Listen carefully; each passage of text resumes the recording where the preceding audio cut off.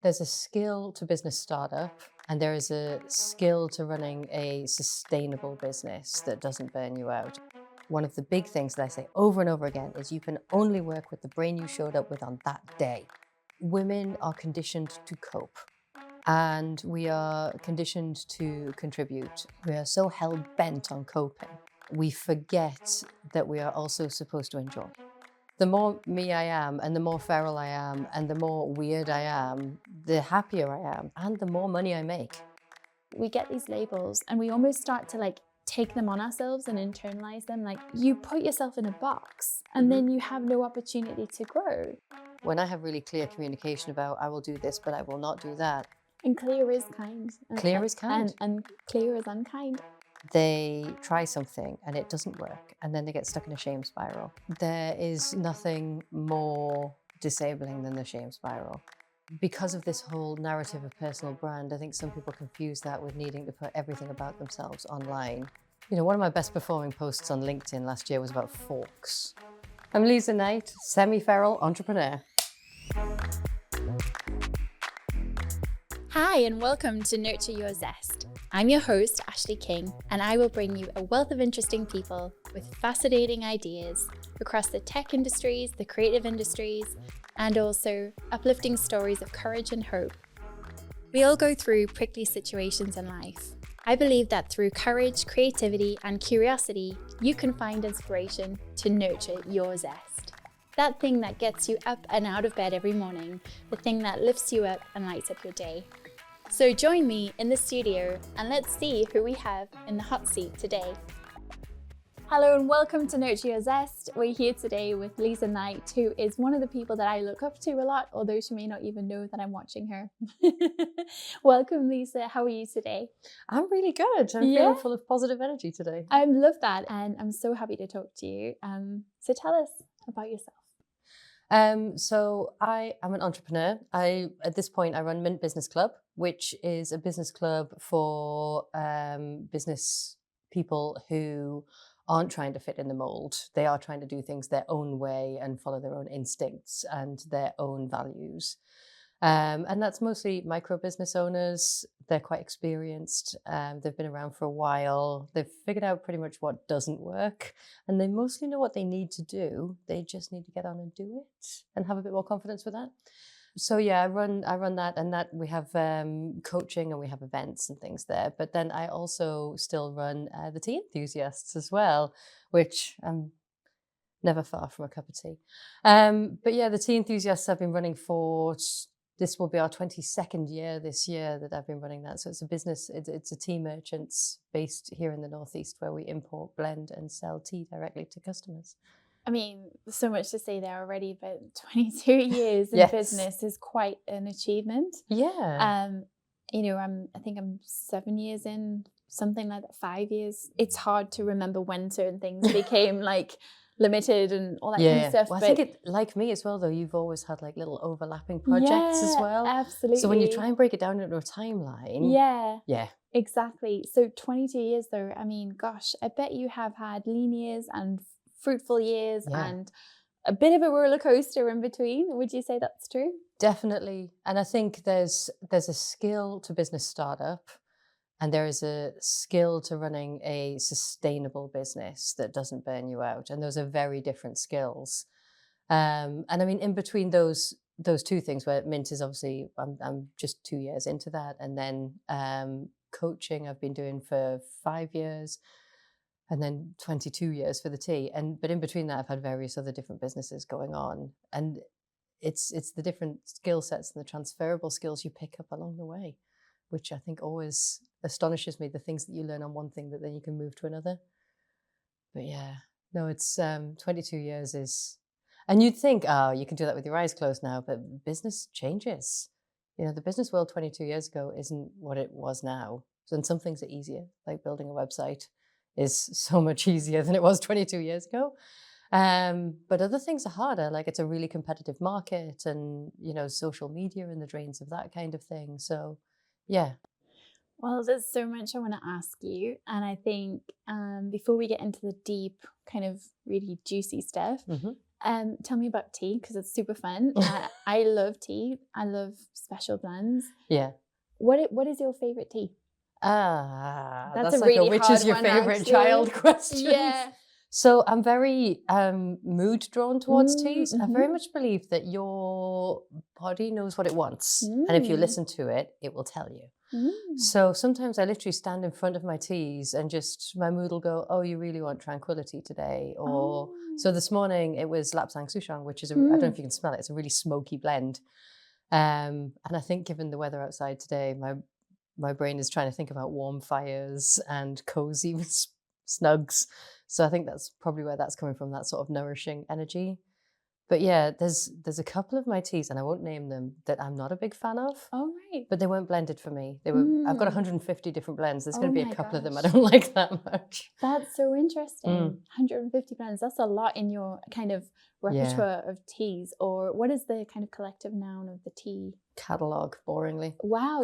I think that's pretty cool. A catalogue. It's funny, I was thinking like a kitty or a canteen or something like that. Yeah. Catalogue, cool. For me, what I'm feeling right now, and I don't even know if this tea exists, but what I would like is a rose and lychee tea. Ooh. But I don't so even I know do that a exists. rose and cherry, which would be similar. That sounds nice. Yeah. It's like Turkish delight vibes. It's great. It's on green tea as well, so it's really nourishing. Oh, lovely. Yeah. I would like to make a shift from green tea. Obviously still has caffeine, but to move away a little bit from how much coffee I drink and move a bit towards green tea. Well, tea's interesting because it's got the caffeine, but it has L-Theanine in as well. Right. So that's a drug that's often given as a study aid or a treatment for ADHD. Right. And the place where it appears most in nature is in tea leaves. Oh, wow. So that's why the caffeine hits different in tea than it does in coffee. That's so interesting, because I know in the past when I've had like a phase where I've drank more green tea, I notice I'm still alert and my metabolism's great, but I don't have the jitters and I don't have the anxiety that coffee can give, and I also sleep better. Yeah. But that makes me think about history of tea, and I'm totally going on a rabbit hole. We're not going to go down. But also the history of tea is not always a happy conversation. No, it really isn't. Yeah. But I was going to say, actually, I wonder if that's like one of the first applications of an ADHD treatment without people being aware of it. Well, I mean, I have mostly autism with a helpful sprinkling of ADHD. So I think possibly my attraction to tea was self-medicating. Yeah, that's funny. It is funny what people do to self-medicate before they get a diagnosis. Oh yeah, and given all the self-medications out there, I think tea was like the healthiest of choices. Oh gosh, yeah. It's funny, I'm not a huge drinker these days, but I just find that when I do have any alcohol, it like stops the noise in my brain. It like calms my brain down so I can actually sleep. So I'm still figuring out a way to do that without the booze. Yeah. But yeah, I also think sometimes it's nice to just have fun without stripping away all the fun things, and for it not to be like a big deal, you know? I'm quite lucky because when, so I reduced my alcohol as well. 2016, Liza drank quite a lot. Right. 2017, Liza decided it was probably healthy to drink a lot less. 2017, Liza also got divorced, which helped with the drinking less. Yeah. I think I was quite lucky at the time because I was in a therapeutic setting and we were working on all or nothing thinking, which is a big thing for autistic folks. Yeah. So I didn't give up alcohol because that was all or nothing thinking. I'm not saying it is for everyone. It's absolutely right for a lot of people to do. And this was me and my personal journey. But yeah, so I actually developed quite a healthy attitude of a glass of wine with dinner maybe once a week and letting everything else go. But now it's a conscious decision to drink instead of just reaching for alcohol. Yeah, which feels much healthier. But as well, it's a really important point about the people you help and also about helping yourself is sometimes we numb. And I think sometimes people get up in arms about alcohol.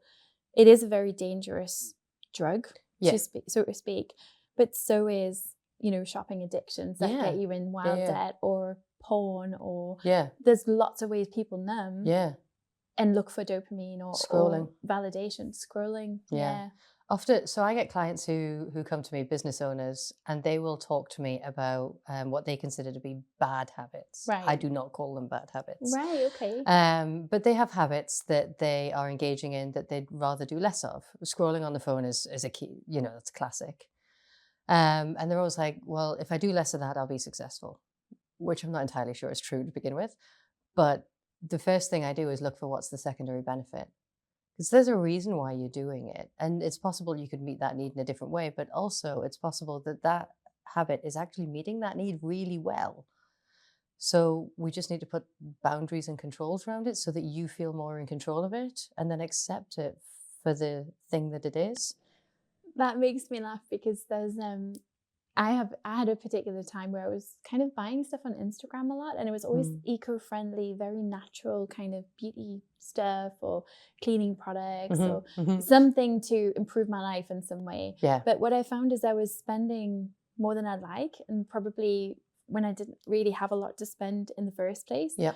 So what was funny is before that, I would play a lot of games on my phone, and there would be these like quick, you get stars or points, or you only have so many resources and you have to get the villagers to do the wood or like that kind of thing. I know the ones. But I get so much from those, especially like the strategy, resource management, Age of Empire type games. Yeah. And what I found is when I was like, okay, I'm playing too much on my phone, I'm going to stop that. I then was spending money because I was scrolling more. So actually whatever I was needing to process around like just playing these games, it was giving me some kind of need. It was meeting a need anyway. And so now I'm trying to do more like jigsaws or journaling or reading a book actually, because that really takes you away from all of that. But it's funny as well what you were saying about that people have these behaviors. I guess a way to describe them is just an unhelpful behavior. So it's not like it's a bad one. It's just not congruent with where they want to be, right? I call them misaligned behaviors. Yeah. And often they're the things. I mean, how many times do you reach for your phone and start scrolling before you realize you haven't made a conscious decision to do it? So like with the scrolling thing, like I'll have a conversation with the client about why they're scrolling and when they're scrolling and how they're scrolling. Because it's useful, and this is where coaching really comes in. Because you could just try it, but a void will be filled by something else, which was your example there. So you want to make sure that it's filled by something that's actually more in alignment. So for me, scrolling was an issue for me. Let's not talk about my clients because that's private. But for me, scrolling was an issue. It was. So I set up a rule that my phone is not allowed within a 2-meter radius of my bed. Yeah. There is an exclusion zone. And that was so helpful. Yeah. And then I downloaded an app, and this is not a product placement. I do not get any money, but there's an app called 1 Sec. Oh, yeah. And what it does is it just puts a little breathing. So when you try and go into the social media app or any app on your phone, it just goes, "Are you sure?" Oh, wow. And you have to hit 3 buttons to get into the app. Oh, wow. And just that short intervention is enough for you to go, "No, I probably don't," Yeah. and put it down. But as business owners, we can't just delete all of the social media. We have to have that it's a tool for work. Exactly. Yeah, but then I still allow myself, like, of an evening, if I have a hard day, I'm going to sit down for an hour and scroll TikTok for a whole hour, and I'm just going to enjoy that. And that's the thing, is you're giving yourself a window of time and permission, and it's okay. Mm. I'm finding that last year I didn't post on LinkedIn a lot, and I still got tagged in tons of stuff. But when I post stuff, our leads go bananas. We get so many leads and it's great. So I sometimes get this fear of posting. And what I find is I always want to reply to every comment. So I feel this pressure to, but then that can mean even on top of your workday, you might spend 4 hours on social media just replying to messages and notifications. And I think what we have to remember as well as micro business owners is a lot of big influencers, they might have a team to help them. But also for some people, that is their entire job, is just being online and making content. Rather than maybe running premises or some other elements. So there's so much we can talk about there.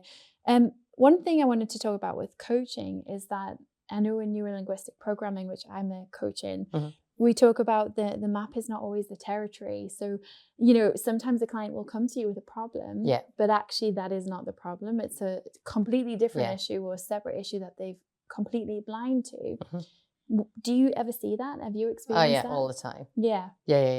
And there's a saying in coaching circles that is, you sell them what they want and then you give them what they need. Right. Yeah, I have heard that. Which I'm not sure fully about the ethics of that, but there is almost always with a client, they'll come to coaching with a set idea about what it is they want to work on, and then after the first or second, there'll be a moment where we both sit there and go, oh, and then it's like, okay. But this is, you know, true coaching.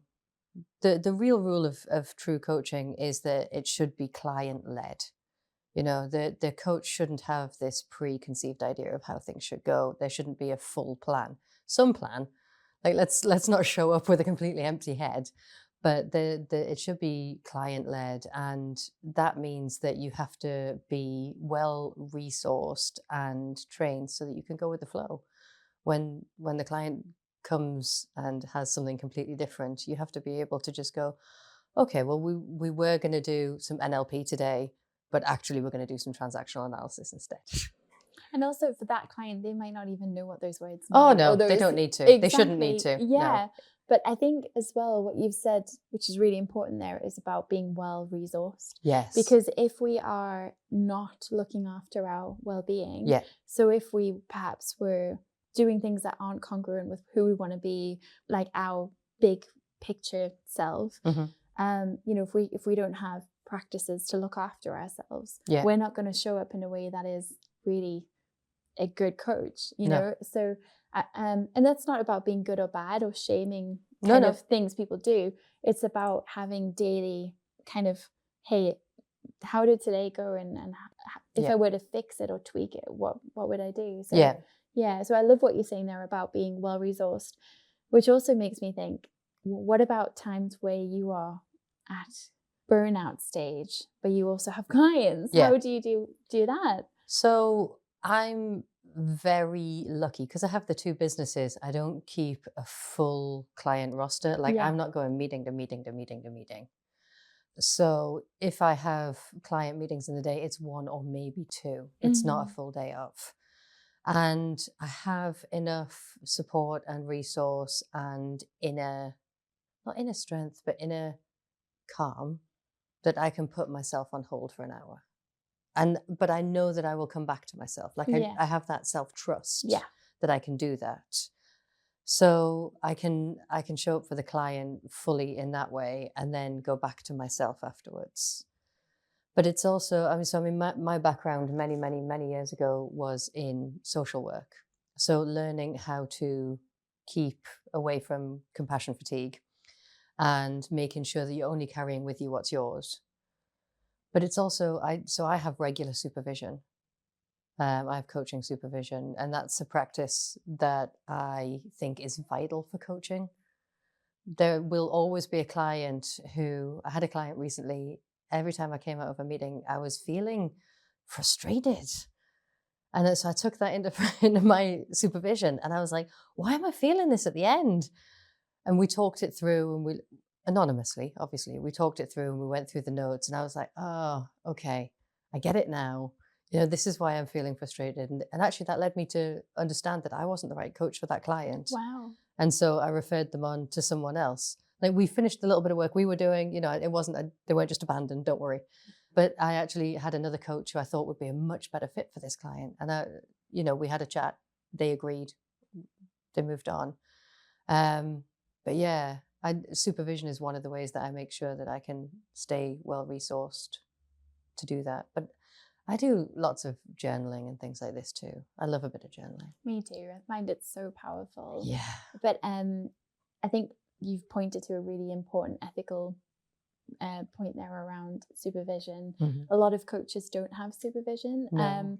And I think that's a really important practice to bring in through, you know, occupational psychotherapy or psychiatrists or social work. There is this kind of peer-based review or sharing of kind of learning and listening. Yeah.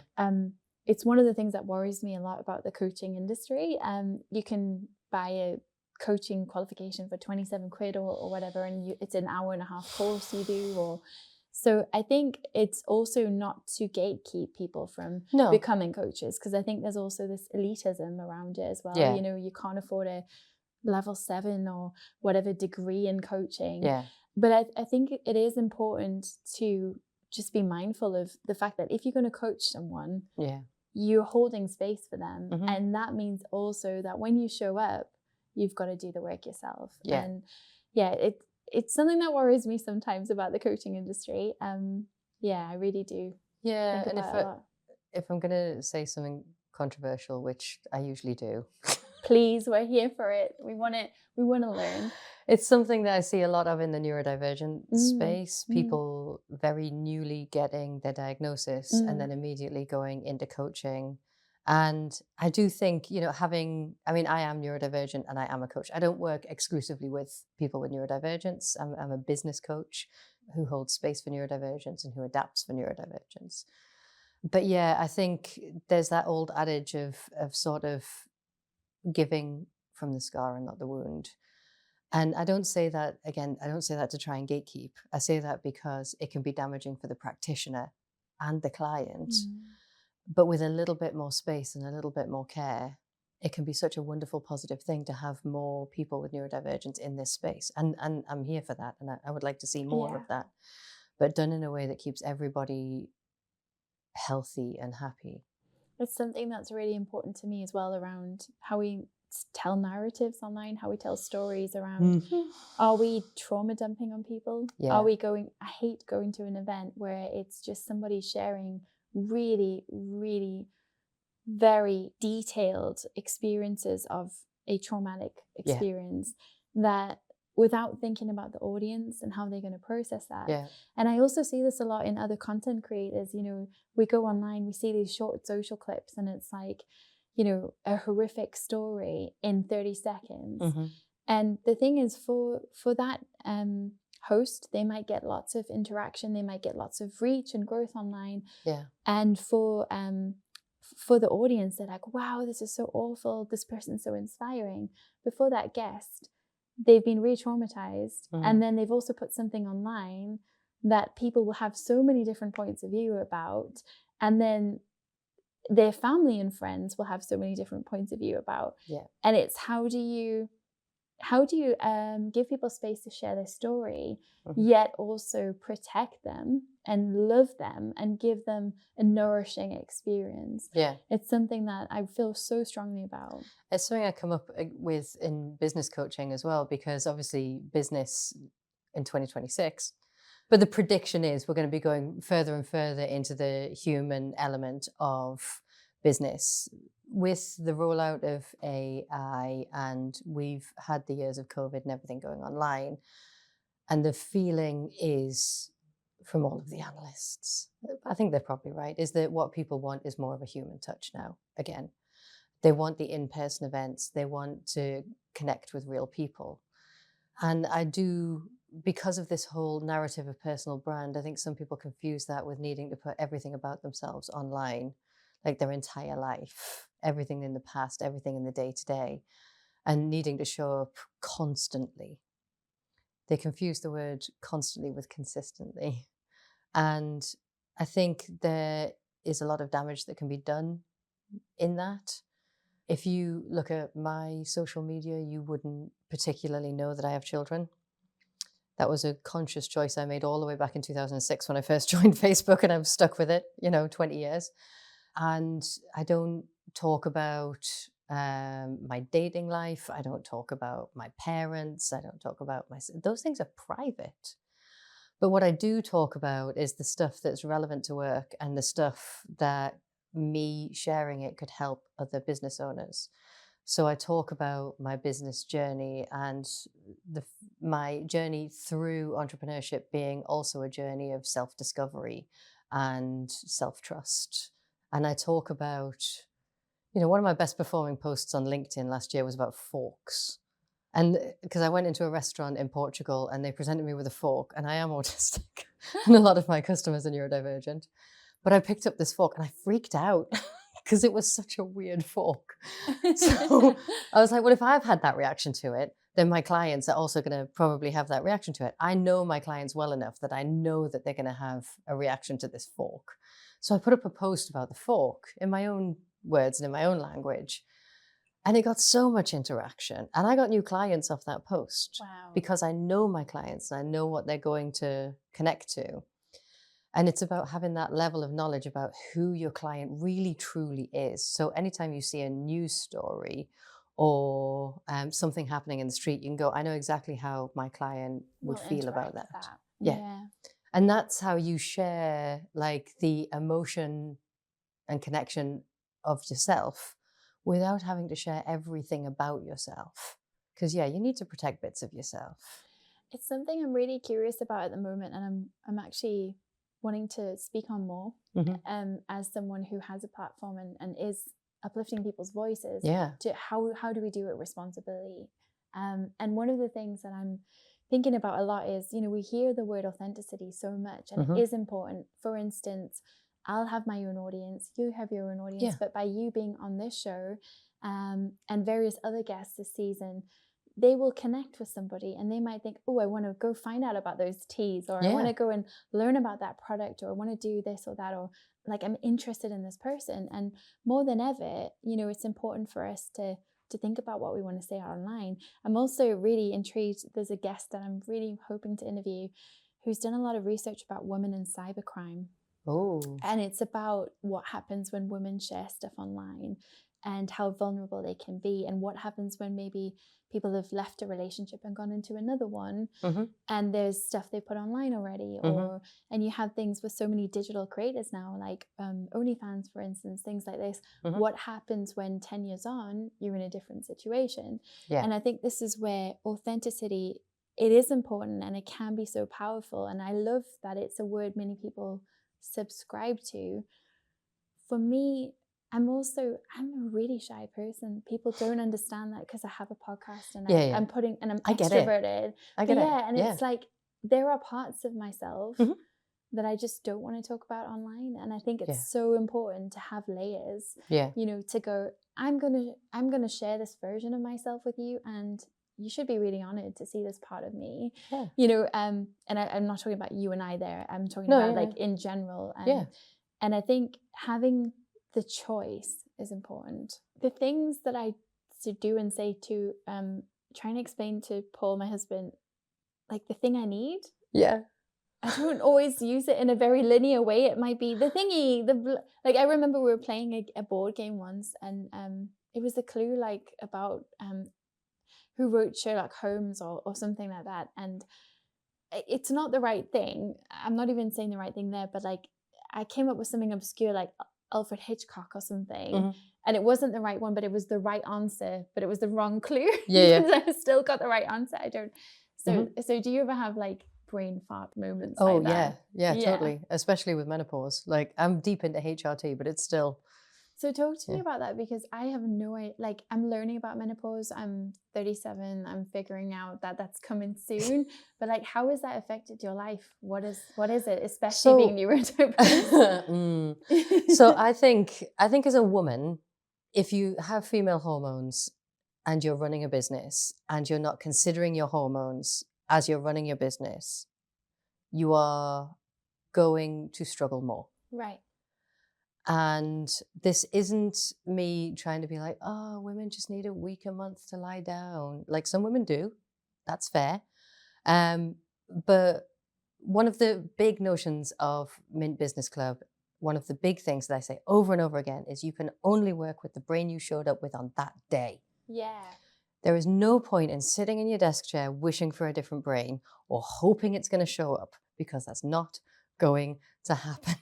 The brain you've got when you wake up is the brain you've got, and you might be able to tweak it a bit, but especially if you have female hormones running through your body, if you've given birth at any point in the last 5 years, we now know that affects your hormones. If you are someone who has a heavy hormonal shift during your cycle, if you are someone who's going through perimenopause, then you have to factor that in. And some days that means you wake up with a to-do list and then you think into your brain and you're like, That's not going to happen today. Let's have a look at the other tasks I need to do and see what feels more aligned today. And that's how I manage it. So we've seen a real surge in women in their 40s getting diagnosed with ADHD and autism and various other things. And I think a lot of that is because women are conditioned to cope and we are conditioned to contribute. And I think we are so hell-bent on coping that we forget that we are also supposed to enjoy. So for the people who've been late diagnosed, often they have been coping for so long and it has exhausted them. And then they hit menopause and they cannot cope anymore, or they can't do it with so much dignity and finesse. They're just not quite resourced enough. It's that word again, resourced. They're not resourced enough to be able to do it. So that is when it crumbles and they have to ask for help.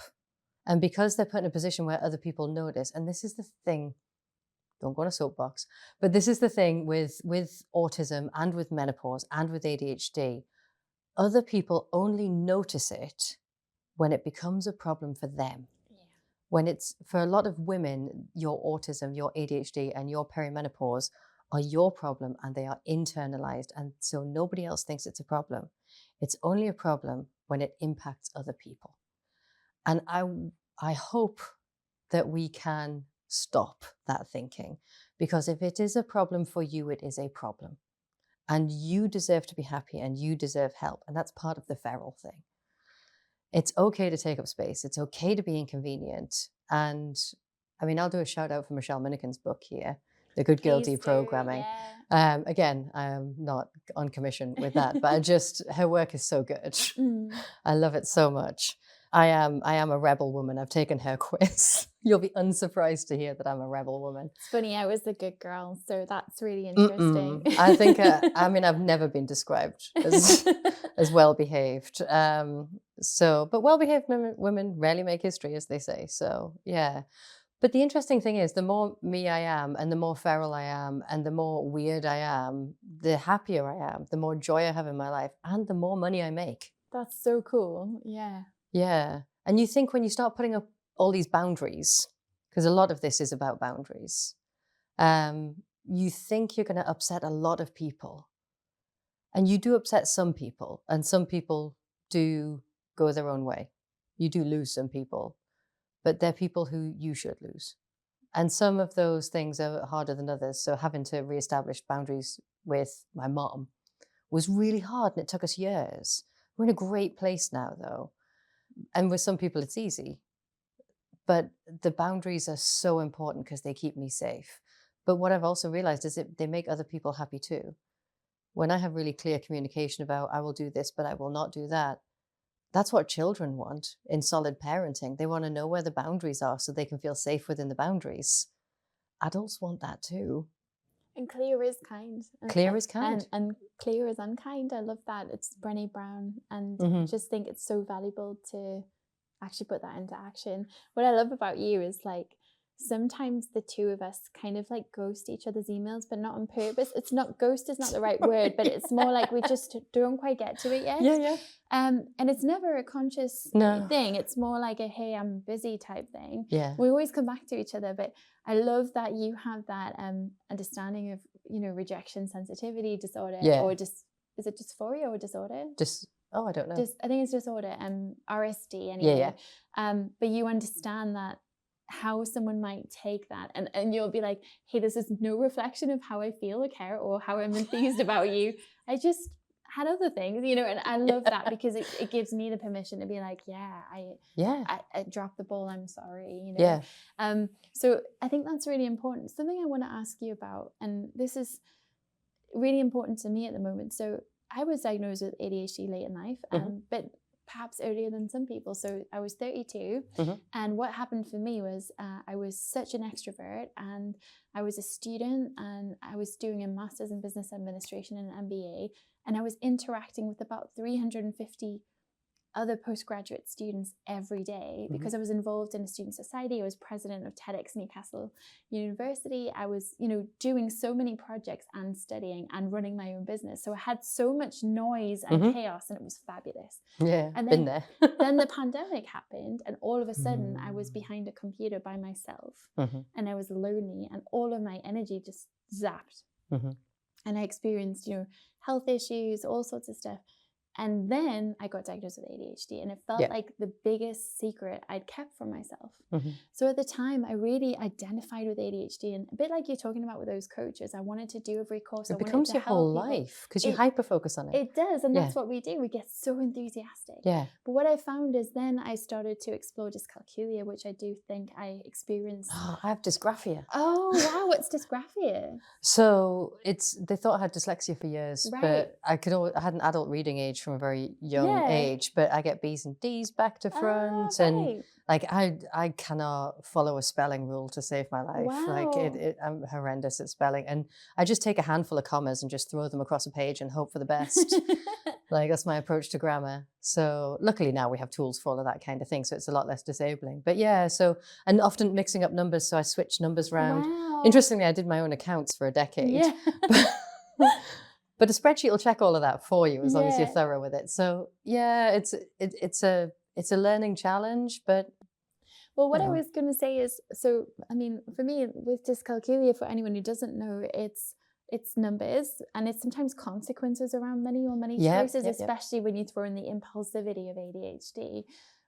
But also for me, it's maps and understanding directions. So even though bus times. Timetables and dates and getting times almost like the numbers back to front.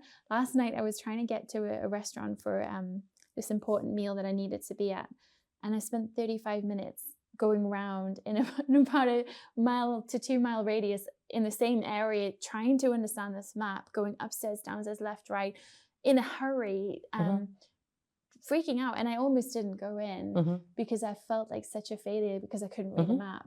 And this is not the first time that's happened. I did the same. I spent 3 hours in London trying to get to the podcast show when I was a new mum, and I just couldn't read the map. And I think part of that was executive dysfunction around just being so overwhelmed with being a mum. But what I wanted to say is, we get these labels and we almost start to take them on ourselves and internalize them, like this is my thing and I'm holding it and it's so important and I'm this and I'm that and that's my issue. And I wanted to ask you about that, because how can it's almost like you put yourself in a box and then you have no opportunity to grow. And as you said, we only have the brain we have that day. But it's also important that 1% better every day. I love James Clear. Well, I take that even further. Every tiny thing can be 1% better.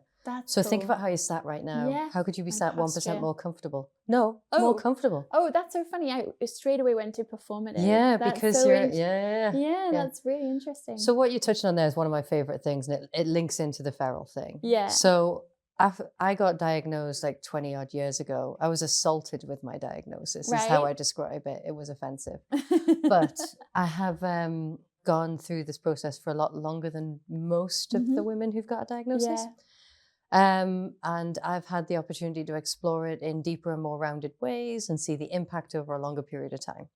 And one of the things I had to do, and we have this standing joke in Mint as well now, but more in my family, where it's like, do I even like bananas? Because I was so deeply entrenched in being a persona that I lost track entirely of who I was. Right. The unofficial motto in my family is learn more and do better. And I think sometimes what I see in business owners is that they try something and it doesn't work, and then they get stuck in a shame spiral. And when you get stuck in the shame spiral, often what happens is you try and force that thing to work over and over again. Whereas if we're giving ourselves grace and we're actually trying to learn more and do better, then what we do is go with curiosity. And we're like, well, that's interesting that it didn't work. What have I learned? What do I do next time? So, you have a hypothesis, you implement it, test it, you analyze it, then you iterate and change what needs to be changed. And if you can lean into it like that, you avoid the shame spiral.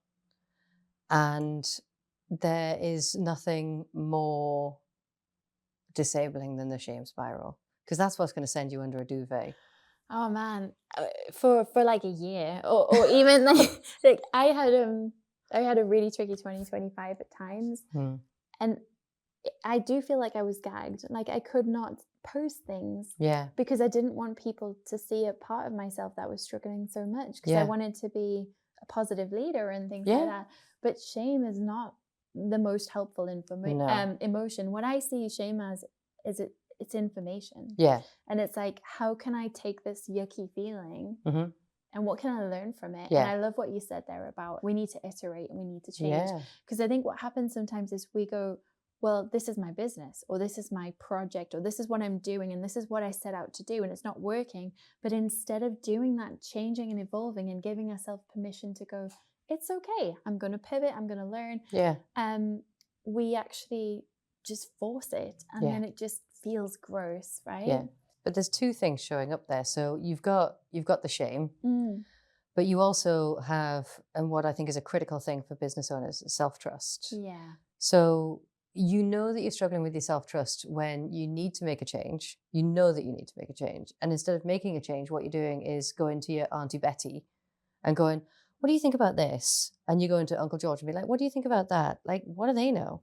Yeah, and why does their opinion matter? Have they scaled their business? Have they signed... And that's not to say don't take advice, because obviously, you know, there's, I'm a business coach. If no one ever wants to take advice, I'm in trouble, right? But I like it. I love it when clients show up to me and go, I know I need to make a change, and I'm thinking this or that. Can you help me unpack it?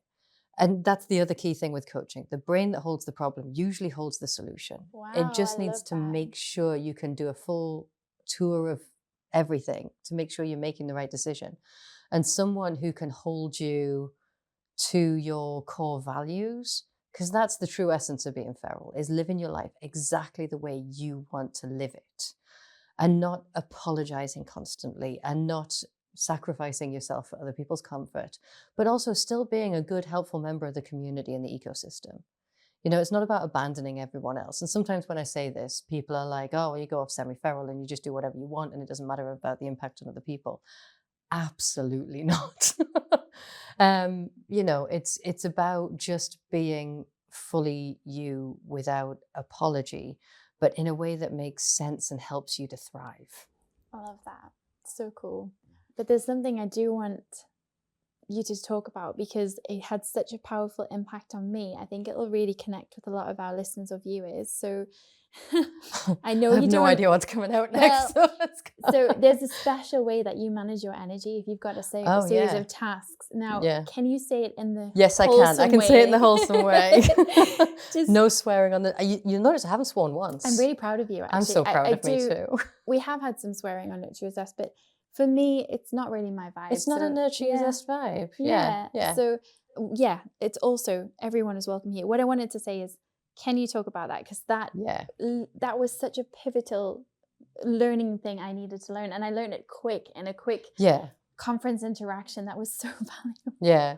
So, it's based upon this whole be wholly yourself, and you can only work with the brain you showed up with. So first of all, you have to figure out the brain that you showed up with. Like, you got to have a quick check-in. And so many people just don't check in with themselves. They just try and force through. So this is the check-in. I have 3 measures, and you have to think of it like a mixing desk. So on any given day, and I'm going to use your word, not mine. Yeah, thank you. So you show up with beans, spoons, and sparkles. We could say forks for yours, but we're going to go with sparkles. We're going to go with sparkles. There's usually an F-bomb in there, but we're not going to do that today. Thank you. So your beans is your physical energy, the physical energy that you have in your body. And then the spoons is kind of your mental energy and how that is, which is often very different. And then your sparkles is how much you care, how much you give about that given thing. So, for instance, if I need to rewrite my website, I need spoons and I need sparkles, but I do not need beans. Too many beans, I'm not going to be able to sit at my desk and do it. So I look at the mixing desk and I'm like, do I have the right mix for this task today? And if the answer is no, I need to go do something else. Right, love it. So if I have a ton of beans, and a ton of sparkles, but no spoons, I go down to the warehouse and I pack tea. Great. Because it's a physical job. It doesn't require my brain on that day. And if my brain has up and gone, it's gone. It's not coming back. I just, hopefully if I give it space to rest, it'll come back for tomorrow. But if I try and force through, and if you've got spoons and none of the rest, then I'm just sitting there designing posts in Canva and schedule them on social media. Yeah. Like that's all I have. Like that doesn't require anything else. So this is literally the little check-in. And in Mint, so we have, in part of the free group, we have every Monday morning, we have a check-in, which is a self-coaching. It's teaching small business owners self-coaching skills. That's not how I sell it, obviously. Sell them what they want, give them what they need.